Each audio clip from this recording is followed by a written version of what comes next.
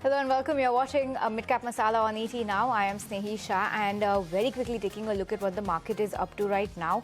You have the Nifty that's managed to hold on to gains of about 0.2%, but we're still sub that 24,000 mark. Broader end of the market, both midcap, small cap are up 0.5%.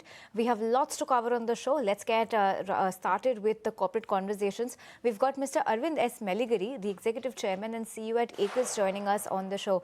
Mr. Melligeri, good to be speaking with you once again, and let's break down the quarter that you've seen. Let's take a look at what your numbers are. The revenue has grown 47%, and yet we've seen a little bit of a widening in your losses number. Aside from the consumer segment ramp up, what specific cost line items are exerting the most pressure on the bottom line? And if you can give us any outlook on profitability, any timeline over there? Yeah, thank you. Thank you for having me there. If you really look at it, the profitability is pretty much, in line on the aerospace side as we projected, and the growth has been, similar in line also on the aerospace side. The consumer is where the costs came in the Q4, which we are not there as part of Q3 because we are still had not the fully industrialization or commercial production has not fully started till the tail end of the Q3. So it did not have all the costs in there.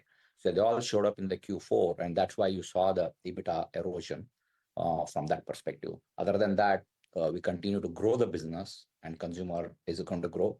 And from the outlook perspective, consumer is growing 125 to 150% in FY27, and we expect to have EBITDA breakeven on the consumer side by Q4 27.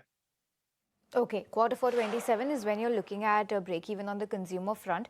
Also, if you can help us understand what is the specific utilization threshold required to reach this break-even in the consumer segment? Any levers that you're going to be deploying now that you've given us this quarter 4 FY27 timeline?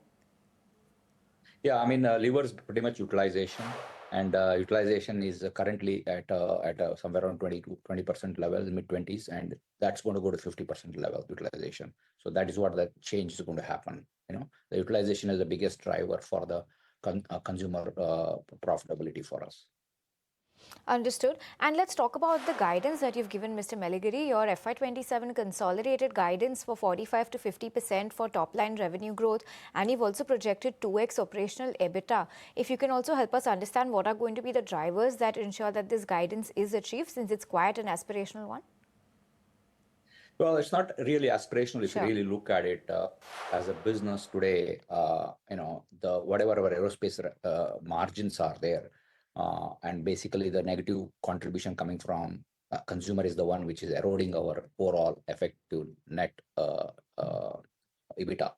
And since the profitability on the EBITDA perspective is going to come up on the consumer side, that negative contribution is going to go away, and absolute numbers are going to show up from the aerospace reflecting in the real final consolidated numbers. And that's why the growth is going to happen. On top of that, aerospace is also growing. Aerospace is going to go back to 25 to 30% at 20% EBITDA level. So that continues to perform as a business. That's a natural growth what we have and coming in. So I think that's a key here. So negative contribution coming from the consumer is the one which is going to help us to accelerate that. Understood. And Mr. Melligeri, of course, everybody in your industry and all across has been impacted by the developments in the Western Asian region on the back of the war. We've seen supply chain constraints across the industry. Help us understand if you are also seeing this in your aerospace segment, and by when do you see this situation normalizing?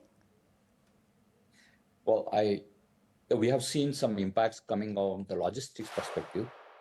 Generally, all our materials get imported, all our manufacturing material for aerospace to certain extent, consumer side also. And all these have taken toll on a timeline. So there is a shift of increase of the logistics timeline by 4 to 5 weeks, what we see. And so we are basically to cover that customer requirements, to make sure that we can deliver on time. We are just bringing in the material earlier. And that is one of the reasons you see the impact of the net working capital days increasing in the last quarter. So look, I can't tell till when, but I know we have already made an adjustment in our procurement plans to make sure that we continue to deliver to our customers, and we might have to take a short-term the working capital hit on this, but it is what it is. We have to be able to adapt ourselves because we are in a business of global supply chain, part of a global supply chain. Understood. So, Mr. Melligeri, now that you're taking this brunt on your working capital, are you going to be passing it on to your clients? Any price hikes in the making? Not really. We Okay. don't see it as a long term. It's a short term. It's more of a precautionary than anything else. I think we should be fine. It's on a scope of things what we are dealing with our customers. This is a small one. Understood. So this is going to impact your working capital, and that is the kind of cost that you're willing to take on the books. Understood. And also, let's talk about the order book of the $889 million aerospace order book. What portion of that is executable in the near term, let's say 12 to 18 months? Yeah, typically, these order books are anywhere between 5 to 7 years time frame for us. And if you look at last quarter, end of Q3, our order book was $814 million. We increased our order book by $75 million, whereas the revenues of delivery of aerospace has been about $32 million level.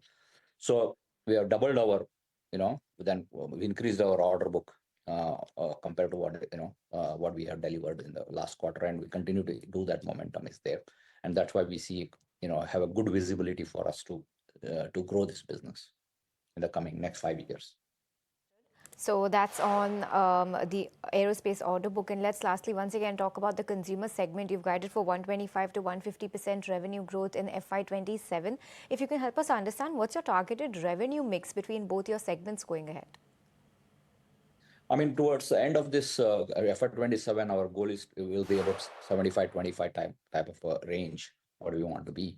But look, we don't constrain these things. Both we have capacity for consumer; it can scale faster. Aerospace, we have capacity fully utilized, and we continue to add capacity. We are doing a 650 crore, close to that level of capex in the current year, with about 500 crore going into the consumer. That's all going to come online, and aerospace is going to come online also at the same time. So we feel very strongly about our the growth side of it, of the business. And as I mentioned, our utilization in consumer is going to drive pretty much. And today, we feel that we are in a position to leverage this. Okay, sounding good. Mr. Melligeri, you've spoken to us about the consumer segment break-even by end of FY27. What is your break-even timeline for the overall consolidated business? We are targeting right now FY28 H1 is when we expect overall PAT break-even. That's where we stand today, and we feel comfortable with that. And lastly, Mr. Melligeri, talk to us about your capex plans in FY27. Can you give us the quantum of what the plan is and how it's going to be funded? About 660 crore is what we have planned. Okay. Capex, about 500 crore into the consumer business and 160 crore into the aerospace business. So today our net debt is about 100 crore, and we'll end up with about 800 crore net debt between the working capital and the expansion of capex. So that's how we see overall end of the year numbers on the debt side of it. Understood. Thank you so much for your time, Mr. Melligeri, and it was good to be speaking with you. Hope to interact with you in the quarters to come. Thanks so much. Okay, thank you. Thank you so much. Okay.